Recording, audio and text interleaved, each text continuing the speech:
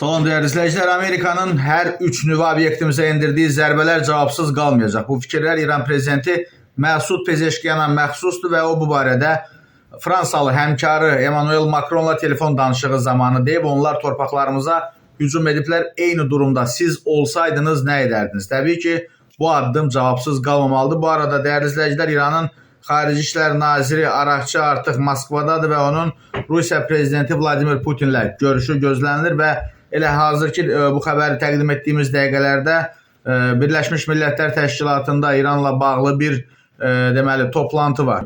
İsrail hazırda İranın bu ərazilərinə zərbələr endirir. İsrail ordusu Tehranda və İranın qərbində hərbi infrastruktur obyektlərinə zərbələr endirməkdə davam edir. İsrail ordusunun sözçüsü Efi Defrin bu barədə bildirib və onun sözlərinə görə İsrail Silahlı Qüvvələri bugün ilk dəfə Gəzdə yerləşən hərbi bazalara raket hücumu təşkil edir.